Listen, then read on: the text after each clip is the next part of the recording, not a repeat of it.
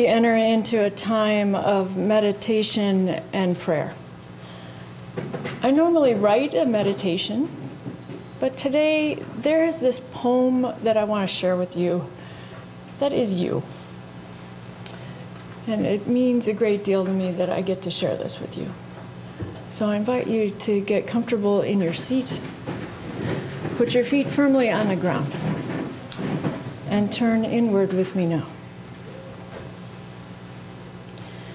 It's a poem called The Hug by Tess Gallagher. A woman is reading a poem on the street and another woman stops to listen. We stop too with our arms around each other. The poem is being read and listened to out here in the open. Behind us, no one is entering or leaving the houses. Suddenly, a hug comes over me and I'm giving it to you like a variable star shooting light off to make itself comfortable, then subsiding. I finish, but keep on holding you. A man walks up to us and we know he hasn't come out of nowhere, but if he could, he would have.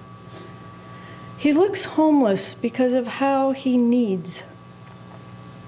Can I have one of those? He asks you, and I feel you nod. I'm surprised.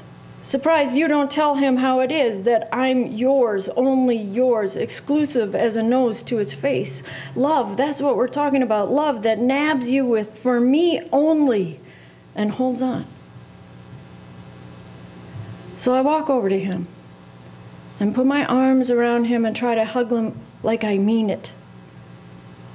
He's got an overcoat on so thick I can't feel past it. I'm starting the hug and thinking, how big is a hug like this supposed to be? How long should I hold this hug? Already we could be eternal. His arms falling over my shoulders, my hands not meeting. Behind his back, he is so big. I put my head into his chest and snuggle in. I lean into him. I lean my blood and my wishes into him. He stands for it. This is his. And he's starting to give it back so well, I don't know if my lover has walked away or what, or if the woman is still reading the poem or the houses. What about them, the houses? Clearly, a little permission is a dangerous thing. But when you hug someone, you want it to be a masterpiece of connection. The way the button on his coat will leave the imprint of a planet on my cheek when I walk away, when I try to find some place to go back to.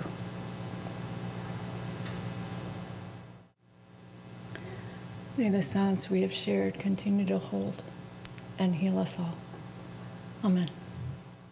I have been in the ministry for 22 years, almost half of my life, which feels a little odd to say. I can't say I've loved every minute of it or never considered it a different career, because I have. Almost every third day I do. But the ministry has this odd pull on you, like I can't not do it. I can say I have always put my heart and intellect and soul into the work, and for that it's been, on the whole, very satisfying, inspiring, and fulfilling. Right now, I honestly don't really know what is in front of me, what emergence of ministry will bloom, but I do know the ministry, even if I tried, won't let go of me. Right now, though, I need a break, to be honest. So I'm going to take that. And when the pull gets strong enough in some new form, I can reel it in. Today, though, I am finding myself grateful, I guess, because no matter what emerges for me, I will continue to get to love those I serve fiercely. I have loved you fiercely, whether you know it or not. You folks are a quirky bunch.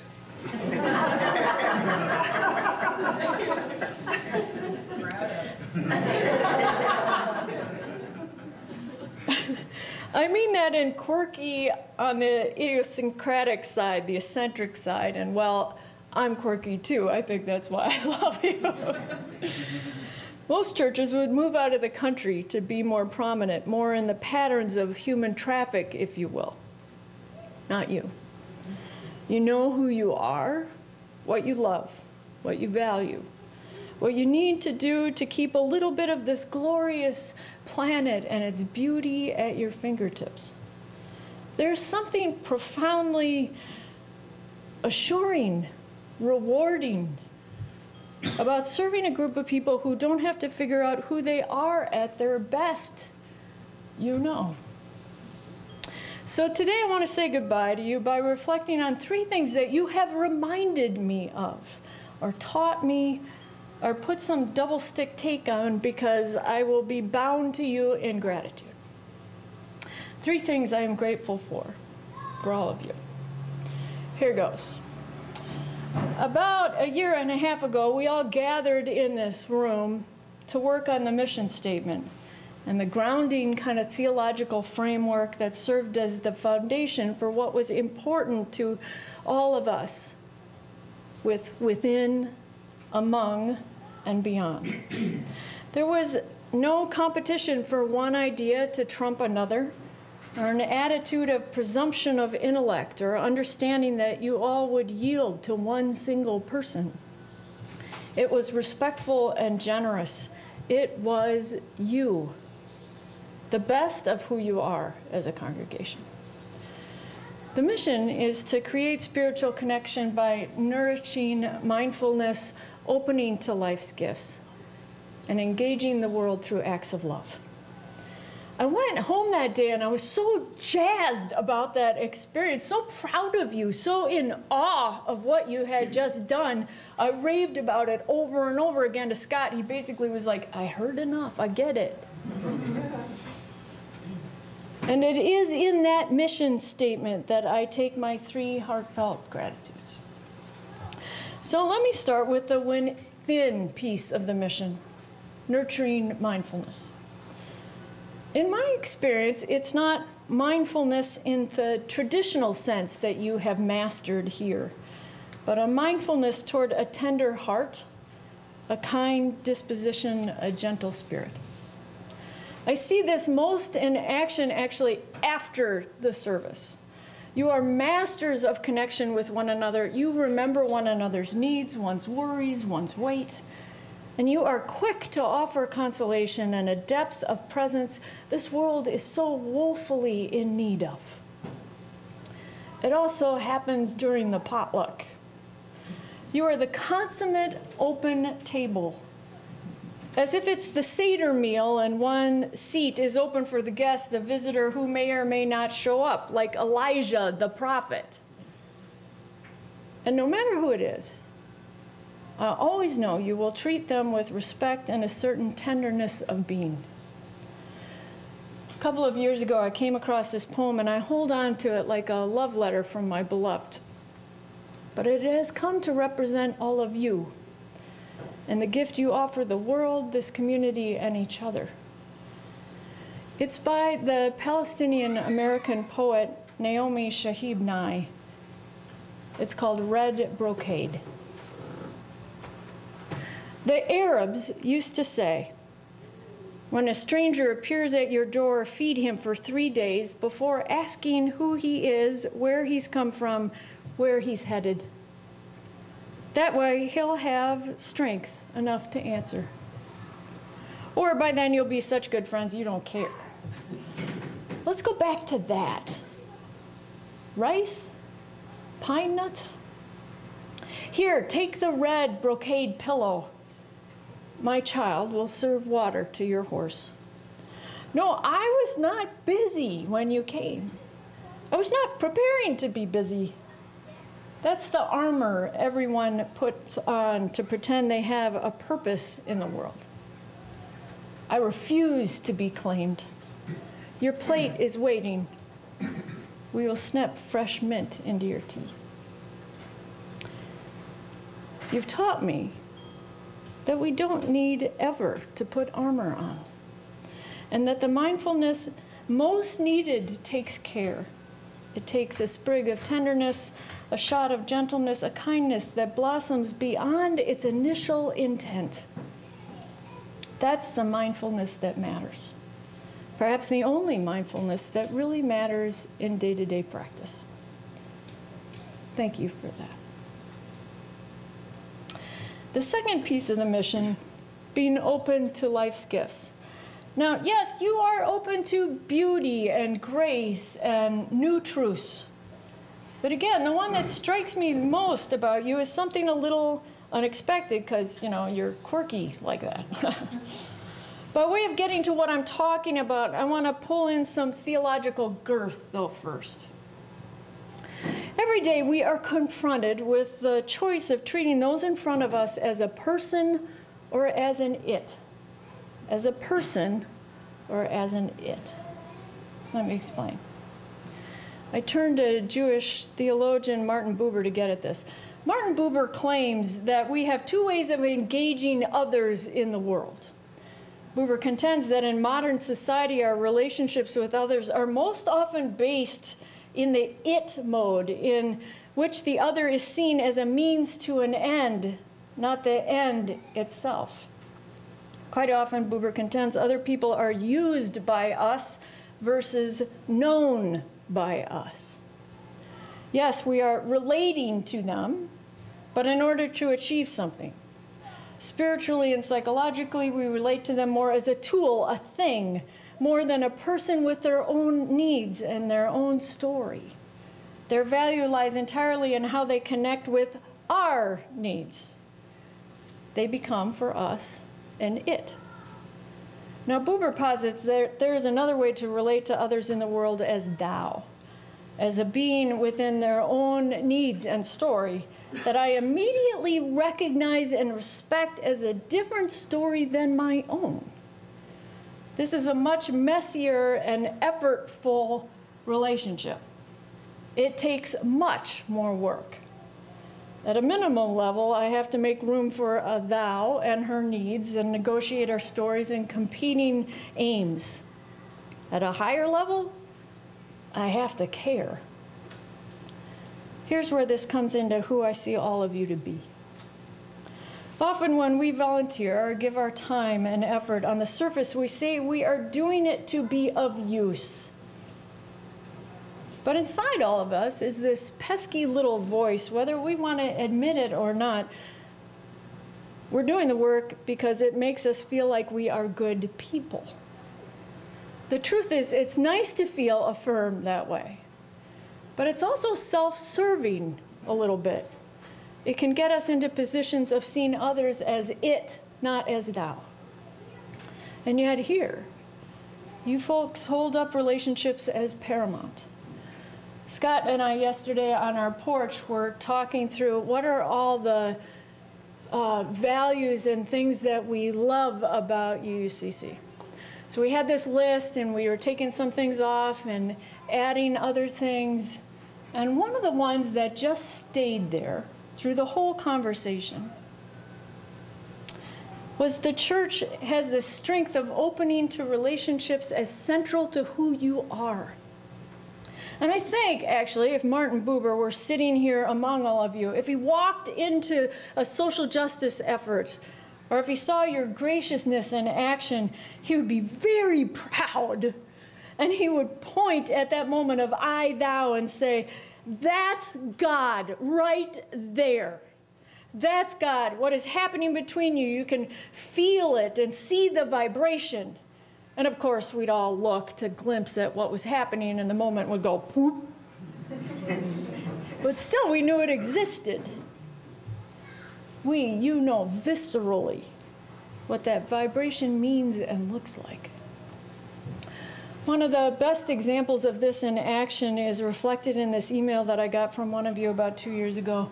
If you'll remember, Luis Torres was our social justice coordinator with our partnership, and he had recently started a program with volunteers from our partner church and from UUCC to teach English to farm workers. That first week, 6 of you, mostly all of you from UUCC, met at a dairy outside Clifton Springs to start the initiative. the dairy really is the safest spot for farm workers in order to meet and have literacy training. I asked one of the volunteers to tell me how it went after that first time, and I want to share with you her email. This is what she wrote me. Kaaren, last night's session, great success. What a wonderful experience. The students were clearly hungry for knowledge and contact with the outside world. We sat with them at 4 long tables in the farm cafeteria and taught them individually or in pairs. When the time came for a refreshment break, about halfway through the 2 hours, everyone was so engaged in animated conversation that it was hard to get them to take a break, teachers included. The atmosphere was electric. The students were so grateful for our presence and frankly amazed that people would give their time to do something like this. My student, Jose, asked me several times who was paying for it. He was fascinated to hear about our church and its emphasis on deeds rather than creeds, as best I could explain in like limited English. At the end of our session, Jose had a small gift for me, a quart of milk. He explained that the farm gives him a quart of milk for every 20 hours of overtime he works, and sometimes he earns 2 to 3 bottles in a week. I cannot wait to go there again next week. And I'm sure the other tutors feel the same. I have never had a volunteer experience where my services felt so needed and welcomed. I wrote her back about how delighted I was at her discovery and service. And if you didn't catch it, I sure did. Her gut was there. She was there firmly in her whole body because she was open. She was not doing it just to feel needed. She was doing it to be larger, to be relational. That's why she had a volunteer experience that blew her away. That relational piece. It's your gift to the world. It's your gift to the larger community. It's the quirky delight that we call UUCC. It's you. It really is you. Thank you for sharing that I, thou with me.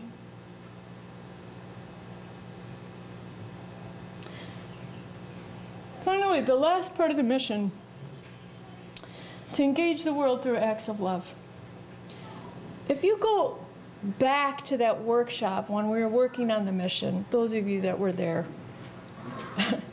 there was a great conversation about the nature of where love fit in. Do you remember this? Love as our guiding theological posit, love as a verb, as in service, as in beyond, love as in within. You went round and round.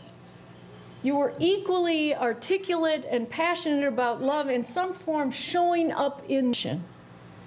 And it did, with love in action, not just in belief, but in practice. You here have taught me a lot about what it means to love. You've taken on almost the charge of a minister. That it's not my job as a minister to like all of you all the time, but it is my job to love all of you all the time. It's a difficult charge at times. Yeah? And yet, I gotta say, you have patterns of holding that vow close to your heart as well. I can't think of a better way to explain this than to tell you again the story of the Canandaigua Jesus. I was talking about in a sermon how we are the tradition of evolution. We are constantly taking like new ideas and new thought and new science and putting it in front of us to live into the best of what the human race has to offer one another and the planet. We are the religion of evolve. So when that thought struck me, and I was on this little high and proud of my insight, I'm doing this little dance in my kitchen, which I do a lot. And I'm thinking about neuroplasticity, how we can indeed kind of instruct our brains to evolve to more connection, more love, compassion, and kindness. And just when I was thinking about how cool that is, I stopped dancing. Because if it is true that we can reshape our brains, that's incredible. But getting good at anything takes practice.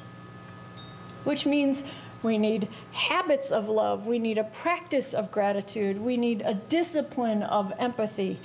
Because we are a living tradition, an evolving tradition, but we are not a tradition of discipline or practice at all. We leave that to Eastern practitioners most often. Discipline to a practice of love, it feels like something we can yearn for and yet not know how to achieve, really. We don't have any practice or habit or discipline to get there. But then the UUCC Jesus showed up. I explained that in the dead of winter, I met one of you at First Unitarian. This woman was going to follow me in my car from First Unitarian down to Bushnell Basin, which is at the bottom of 490 if you're going up to the city. And we were going to leave her car at the bus lot and drive together to Canandaigua for our Soul Matters group. And I got in my car and she got in hers and then she followed me. Now, it was snowing really heavily. You know, I know it's nice out, but you can remember this, right? Like, you know, those flakes that are big and round and like hit the windshield and go all over the place, and it makes it really hard to see. So we're inching along, and there are cars in front of me that are going around corners and spinning out, and everything's at a snail's pace. And I knew the young woman behind me had been in a very intense car accident the year before where her car had spun around numerous times before it crashed. She was lucky to be alive, much less walk away from it. And knowing about that accident, I'm in my car thinking, I hope this doesn't freak her out too much because this weather is awful. And it's kind of freaking me out a little bit. Then about 15 minutes longer than normal for that drive, we arrived in the parking lot in Bushnell Basin. She locked her car, got into mine. I turned on her butt warmer because I'm a very nice person.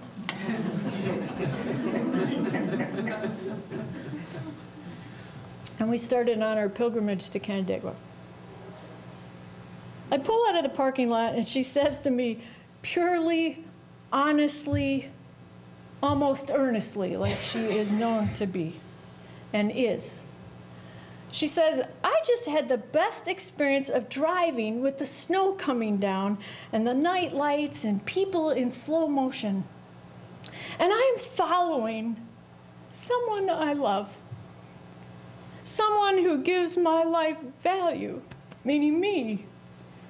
And I started looking at all the cars around me and thinking to myself, I don't know that person, but they could be one more person to love.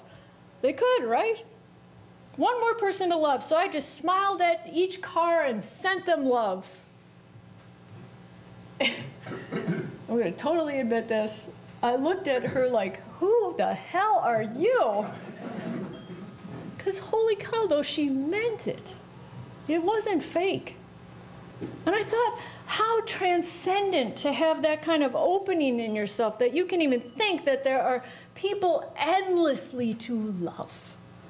Like you have this space inside of you that your heart can take on love over and over again, and it will never fill up, never reject another, never be too squished or reticent to open up. It was a beautiful image. I said it out loud, who are you? Later that night, after I dropped her off, I drove for a couple miles thinking, who are you? And I turned it on myself. Maybe that should be the practice, actually. Every time I get in the car, I can think to each passerby, maybe that person is one more person to love. With the turn of the key and a glide onto the road, we all actually can remind ourselves the world is full of people ready to be loved. So yeah, deep love, engaging the world through acts of love. In so many ways, you are all Canandaigua Jesuses at your best. You love the earth so much, you give of your time and talent to help others see the need for such an unconditional response of love and fulfillment. You love this community so much, you are curious about one another's lives, your heartache, and your heart breaths. You love the world of inclusion so much that you are the only church in Canandaigua to have a public presence in favor of gay marriage. You're a congregation that, at its best, gets the love thing. And for that, I am grateful and full myself. You have reminded me of these things. You've reminded me of a mindfulness that is nurtured through tenderness and kindness. You have helped me see an opening of oneself to others that is relational and divine. And you have offered yourself to others in the world to me with a love that engages the world in the best of what we have to offer one another. So for those three gifts, you've changed me. And that change will stay with me long after this goodbye. Thank you. Amen.